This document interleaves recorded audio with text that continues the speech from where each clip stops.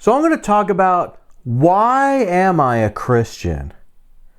I'm not going to get into my testimony, but I'm going to talk about a few things because I deal with people all day and online all day and people that I work with and stuff. And it seems like people always regurgitate the same things that they're told. They don't look into things for themselves. Now, trust me, Christians do the same thing. They listen to their pastor and then they just go repeat whatever he says without actually checking him or reading the Bible for themselves. Stuff that I see online, and I confront people all the time on what they say, and I try and get them to think for themselves. Now, a lot of people are like, well, you're a Christian, you don't think for yourself. It's the total opposite of what you think. But people online are like, some people will be like, well, Jesus never existed. I'm like, that's a pretty bold statement to say he didn't exist. You know, how can you say that? Because there's even secular, not just secular scholars, but there's other extra biblical sources that actually say there was this guy named Jesus that existed. So saying that is it's kind of like an ignorant statement, really. You're just saying things, you know, and there's so many weird things out there and people believing in so many weird things and things that they're taught and things that their friends believe, so they believe in. It's like, investigate for yourself. If your friend believes in aliens, well, go investigate that for yourself. See if that's real. If they believe in this, go investigate it for yourself. Don't just go by what they say. I'm going to give you things to think about for yourself, to look into it for yourself, to see if it's true or not. So I originally became a Christian because my friends were, and it's like those things you do, you know, because your friends are doing it. But then I did go back and I said, hold on, like a few days later, almost a week later, I was like, hold on a second, stop. What am I doing? What am I really doing? What am I getting myself into? How do I know they're right? You know, what is this? So let me just stop and start investigating things. You know, let me look into things. I am what I call like a seeker of truth. And if you're a seeker of truth, you're going to find things out. You don't always agree with certain things, but you're going to know, well, that's actually true. And I deal with people all the time that there are certain things I disagree with, but I know the truth about. And when somebody spouts something out, I'll be like, well, that's not true. And they'll be like, well, how do you know? And I'll be like, because it's this. And they're like, but you don't believe that. I'm like, no, I don't. But I know that this is what this is because I've investigated it. I've done the research. And that's what I want people to do. Think for yourself. Just because your friends are doing something or you've made up your own type of philosophy based on whatever, start researching that. Like, is what you believe really true? I'm also a logical person. I think in a very logical way. You know, my family's more artistic. I'm more technical. I'm very logical, methodical. You know, I'm going to do these step by step, try and figure things out. I like to do that. That's why I like working on machinery and I like working on cars and stuff. It's figuring out, I like to solve problems. So once you start looking into like science and history and certain geography, you start looking in archaeology, you know, things that are found around the planet, where things are found around the planet. You start looking into these things and you're like, okay, you know, with the science aspect, you know, you have like, you know, DNA. As far as we know, ain't nobody. There's 8 billion people on the planet right now. 8 billion people. Not one of them has the same fingerprints. You know, and think about supposedly everybody in history from our time backward has never had the same fingerprints. So you start looking around, you're like, hey, you know what? There's tons of different trees, tons of different animals, insects, germs. There's so many species of so many things, and everything's different. Everything's different. You know, and we are taught in school, well, when we were in school, we were taught evolution. Now in junior high, they didn't call it Darwin's theory of evolution. They never tell you it's a theory, and if it's a theory, they should give you other points of view, and you make your own decision.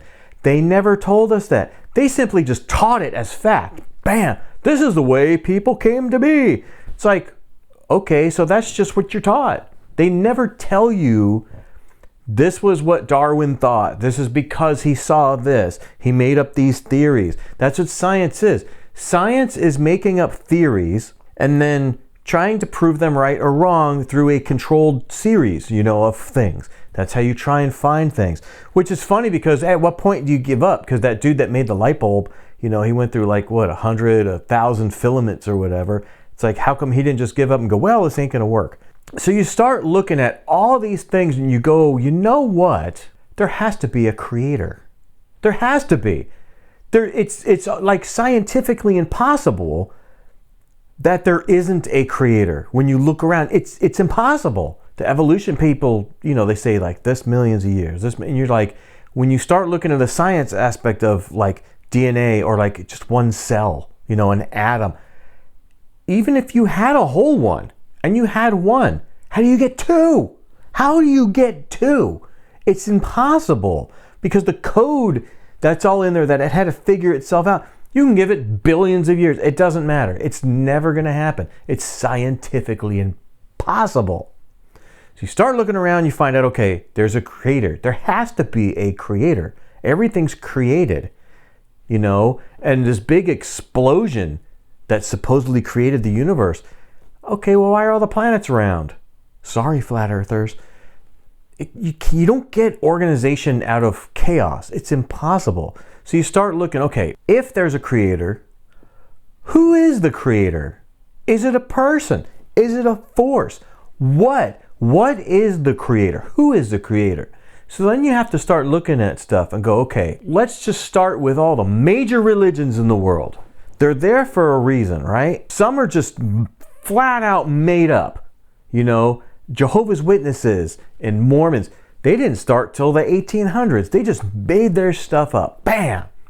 So, but anyway, that's a story for another day. So you start looking at all these major religions and go, okay, well, Catholicism's a major one. They pray to saints.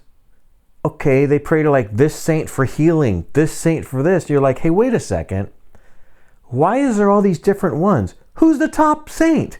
Who is the top dog? You don't want all the workers. You want to go to the boss, right?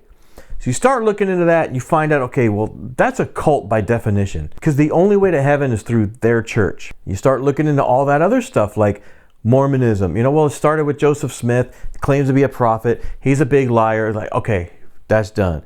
Then you got Hindus. They got thousands of gods. Why? Why do they have all these gods? Who's on top? You only need one. You don't need, because they're inferior. You just need one. You need the top dog. So you're like, hey, wait a minute. This doesn't make sense. Why? Who's top dog? I want the one guy. That's it. Okay, throw that out. But then you start looking at stuff and go, okay, hold on a second.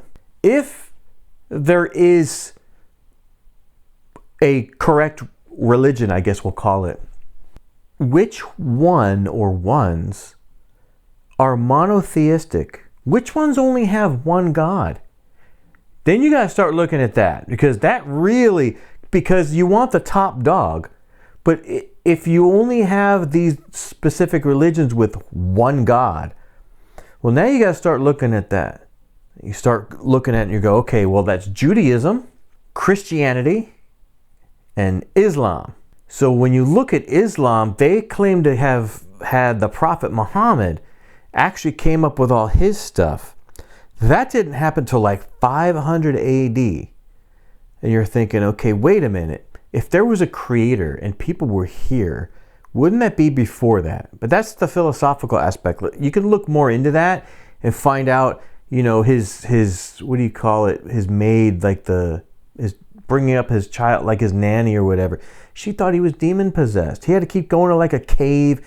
There was a bunch of weird stuff. It's impossible for this dude to be a prophet because every single prophecy has to come true. And what he did was take some things from Christianity and mix it up in all this other stuff. And the whole thing is just wrecked. It's just wrecked. The whole thing is a mess. So then you go, okay, well, what about Judaism and Christianity? You start looking at those, you're like, hey, wait a second. Judaism goes all the way back to the Torah. The Torah is the first 5 books that Moses wrote. They're the first 5 books in the Bible, the Christian Bible. So you start looking at that, you're like, hey, wait a second. This dude claims to have created the planet and everything else, right? So you're like, okay, so where does Christianity fit into this? Well, once you start looking into that, you find out, well, the Jews denied their Messiah. They put their Messiah to death, who was Jesus. You're like, okay, this is when you start looking at the Christianity side. And you're like, okay, so who was this guy? You can't say he didn't exist like those other people. If you say Jesus didn't exist, you're just ignorant. That's the dumbest statement to say. Once you find out, you start looking at history books and stuff, you're like, okay, he really did exist. Now you have to come to this conclusion, this fork in the road. He was either telling the truth or he was a liar. You have to come to that. You have to make these decisions yourself and look into all these things. Don't even go by what I'm saying. Look into this for yourself. Start studying this stuff. If you even care. I care because I'm a truth seeker. And if I was to look into Christianity and find out it was false, then so be it. But if I find out it's true, then I got to come to this other fork in the road and go, well, okay, I found out this is true. Am I going to follow this more or not? I can still deny it. I have that opportunity. I have free will. I can say, well, okay, the Christian God's correct, but I don't have to follow it. But anyway, you start looking at all this stuff, and once you start looking into the Christian aspect of it, and that doesn't count Catholicism. Catholicism is what I call Satan's religion. It's false. I have a lot of Catholic videos coming up. So you start looking at this stuff, you're like, hey, wait a minute. So you look at the Jewish God and the things that he claimed, okay? Then you start looking at Jesus, because Christian means a follower of Christ. Christian means Christ-like, Christ follower. You start looking at that and you're like, wait a minute. This dude claims to be the same dude. It's the same dude. It's crazy. So you start looking at that, and then you start looking at the Bible, and you're like, hey, wait a minute. This isn't one book. This is a book written by tons and tons of different dudes throughout different times, and even secular scholars will look at that and go, yeah, the language of this is completely older than this. The Bible is not chronological. It's just pieced together of different writings of different people. And they were simply writing down what they saw. And when you start looking at it, you're like, these dudes weren't perfect. They're people like you and me who experienced something. And I'm not saying visions. I'm talking about like they saw something. When Jesus existed, these dudes saw this guy do this stuff. They wrote it down. It's not like how people think. So anyway, it's like a history book. Then you got people saying, well, it's just fantasy. It's an old, archaic book. Okay, well, it's a history book. So if you're going to go to school and learn something, it's going to be in a history book. If you take a photo of yourself, in 1 second later, that's history. You're going to learn from books that teach you about, like, how did America come to be, different wars, different things that happened through history. You're going to believe every single one of those, or are you just going to say, well, that didn't happen, that's fantasy. You can't just do that. You have to look into it and go, well, is what they're teaching me even true? Do I know George Washington really existed? I wasn't there. That's a long time ago. Did the Space Shuttle Challenger really explode? Well, there's video of it. Yeah, but video can be faked. I'm not saying that didn't happen. That happened. I was alive at that time. But what I'm saying is you have to investigate these things.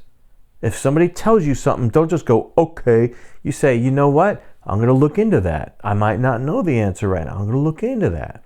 So here you are looking at the Bible now, and you're like, okay, well, why should I trust it? These guys wrote all these things, but why should I trust it? Because it's just written by men. Well, true, it's written by men, but they claim to be it's inspired by God.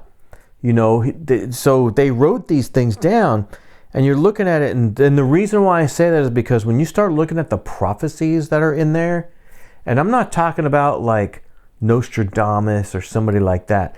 Those are so vague, his quatrains or whatever they're called, they're so vague that they can almost be applied to anything. And people freak out, oh my gosh, this is prophesied by this guy. No, not even close. When you start looking at the Bible prophecy and you look at all the Old Testament prophecies that came to pass, It's like to the dot. It's insane how accurate these are. One of the more modern prophecies that had happened was it was prophesied that Israel would become a nation again. And when you look back in history, countries that have been in wars and been overtaken by like other countries, their names have been changed. Iran was Persia, but was it Hitler renamed it to Iran? It's very similar to Aryan. Once a country has been completely destroyed, and you look back in history, I don't think they've ever come back as that country again. It gets like, it's kind of like Africa. If you look at Africa, you have like, the English colonies, you have French colonies. It's like they own different pieces that they conquered. It's kind of like if like Russia conquered America, it would be called Russia, not America anymore, or it'd have a new name. It's never really came to be the same nation again if they were already destroyed in a war. Well, it was prophesied that Israel would become a nation again. That happened in like 1946. I could have my dates wrong, somewhere around there. That was one of the more later prophecies that was in the Bible. That happened. So then you have more prophecies in the future to come to pass. That's like in the future from when I'm making this video. There's things that haven't happened yet that are prophesied. And you can actually see a lot of that stuff starting to kind of come to pass. It's pretty trippy what's going on. That's why I'm a Christian. I looked into all those things and I came to that conclusion. There is a creator. We call him God. His name, we call him Yahweh. That means, God the Father. We see that there's a triune God. That gets a little more complicated. But because it's Jesus is God in the flesh. God has no flesh. He's spirit. He put on flesh. That's why he came here. We call it at Christmas time. We're not really sure that it's Christmas time. It could have been any other time, but that's the day we celebrate his birthday. And because he came here and he experienced what it's like to be a man. He didn't give up his Godhead to do that. But anyway, when you look into all that stuff, you find this stuff out and you find out this is true. This is all true. And when you try and debunk it, if you want to be a skeptic, that's great.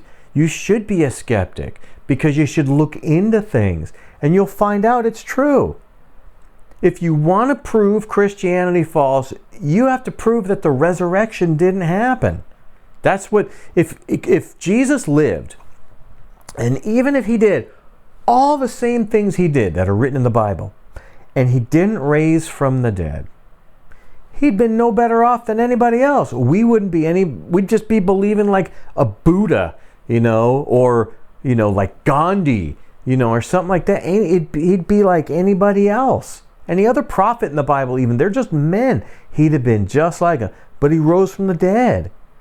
And it would be up to you to prove that wrong and to go and prove Christianity wrong.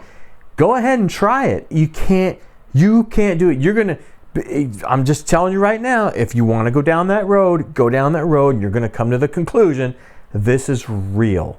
Don't go down that road until you're ready because you're going to come to that same truth. I'm telling you. But I would encourage you to do that though. If you're really skeptical, go do it. Because that's kind of what I did. I did it originally because my friends were doing it as, hold on, let me look into stuff now, because are any of the religions real? Is there a creator? Is there not a creator? Why are we here? You got to really look into all that stuff. It takes time. I mean, I'm in my 50s. I'm old. It might take years. I don't know, but you have to start that journey if you really want to know the truth. But once you learn the truth, it's up to you to accept it or not. You might not like what you see. You might not like what you see along the way. You come to certain things, even in my life, in my journey, you come to certain things you don't agree with, but it's true. Even if I disagree with some, I always tell people I give credit where credit is due. If this person said or did this, I'm not going to agree with it, but I know for sure they did or said, hey, I'll give credit where credit's due. That is true, But anyway, I just wanted to tell that little story because I keep dealing with so many people online that they say stupid stuff like that. Well, Jesus didn't exist. Okay. And I always tell them, okay, well, what research did you do? Show me the research that you did, and let's talk about it. Let's have a conversation. I'm not talking about argument. Why would you say something like that? What led you to that conclusion? And then they just spout something stupid. Well, it's impossible. Why? What led you to that? You have to have a reason why you say what you say. You have to. You can't just regurgitate what you've heard or what you're told, what your friends are doing. You're responsible for yourself. You need to do the research. That way, if you come to me and say something, you have to know what you're talking about. You can't just sound like some ignoramus, just spouting off whatever. But anyway, I just wanted to tell that because people online have been driving me nuts, and I have nobody to talk to about it because nobody's here. Andrew's in Japan. I have some online people I talk to, but they're not always around either. And it's like, I have nobody here in North Carolina to sit down and, talk theology and stuff. So I figured I'm going to make a video. All right. I hope it encourages you, whether you're a Christian or not. I hope it encourages you. I'm not forcing you to be a Christian, but if you're going to say stupid stuff like Jesus didn't exist, I'm going to come at you. I'm going to be like, what led you to that conclusion? Or you say, oh, it's all just a bunch of fairy tales. The Bible's fake. Really? What led you to that conclusion? I want to know, where did you come up with that? Where did you get that statement from? You can't just make that up on your own, just because you've never done the research. All right? Later, people.